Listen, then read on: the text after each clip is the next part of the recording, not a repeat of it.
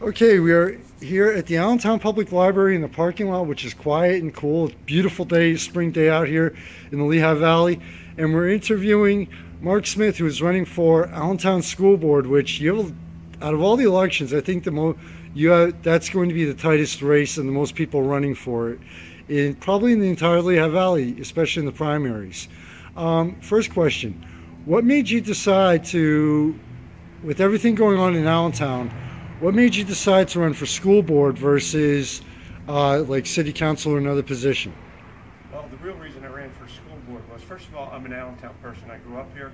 I was part of the product of the Allentown Public School District. So when I saw what was going on here, and I'm involved with this business-wise also, what's going on downtown, but I think right now the most important part that hasn't been addressed yet is the Allentown School District. For this city to really succeed, our Allentown School District has to be a success for the people that live in this community. And I thought it's so important, and we're at such a historical crossroads of this city. Business-wise, everything moving in the right direction. School district now, as you had just noted, is going to be one of the most interesting of all the contested elections here. And I think that's a good reason for that, because I think right now the school district needs a little bit of new energy, new ideas, and it's a very important part of our community here and the success of this city. So that's why I chose the school board as opposed to, plus public education is a passion of mine. I think it's an important thing for communities all across our country, that our public school system works well and is accessible. Good education is accessible for everybody. Okay, now what is your history and your experience as far as running for a school board, running for a school board? I have no experience in any political campaign. That doesn't always mean a lot to people. Yeah, I know exactly, and I don't have that experience, and I'm not. That's not good or bad, but it's just I'm a rookie at this, and not necessarily comfortable with the politics part of this whole effort here. I'm not a politician. I mean, I like politics. I was a political science major in college, and I like politics, but I'm not a politician. And what I really want is what's best for our city, our community, which is my community, and everyone here within the city to have what they need as access to good education. Okay. Now, one thing that I've taken notice, especially due to the fact that in the past several years, how across the country, a lot of school districts and even states have basically dropped almost all the funding for like the arts the music, etc., and everything falls into that category.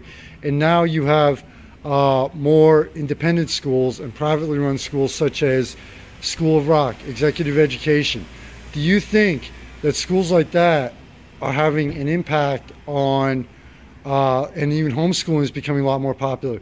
Do you think that's having a negative impact as far as, especially here in Allentown, how people see, now that they have more options than just sending their kids to a public or like a Catholic or private school, do you think that's having a negative impact on the school district itself and the way parents perceive as far as sending their children to a public school?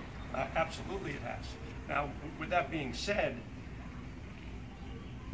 alternative schools are popping up for that very reason. A lot of our public school systems are failing a lot of our communities. And right now, we're in a situation where we have to do what's necessary for public education, to charter schools. We've always had private schools, the parochial schools, the private schools.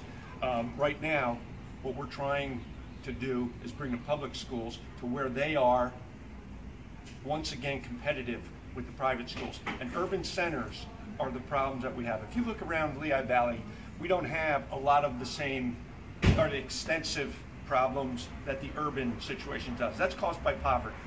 We have 88% of our population here in the city of Allentown in the school district below the poverty level. That doesn't happen outside the cities. That's a big problem.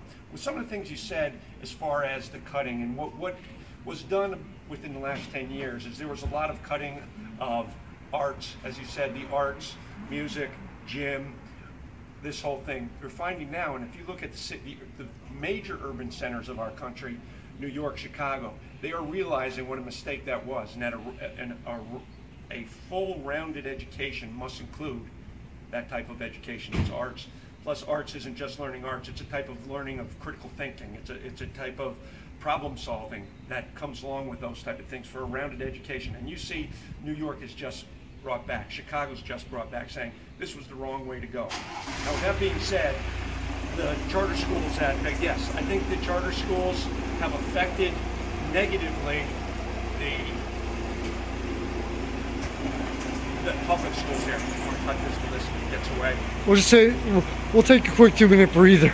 I'll just keep it going, but I like to keep things real, and people love it that way, you know what I mean? No but just check that engine out, that shouldn't be making that noise. Yeah, like you just said about the poverty though, you know, sometimes people do what they can afford, you know? Well, and here's what happens with charter schools. Now, I'm a public school advocate, that's why I'm running for a public school thing, and I think access needs to be to everybody. So I have to look at the big picture. The big picture is how to make public schools better. But the immediate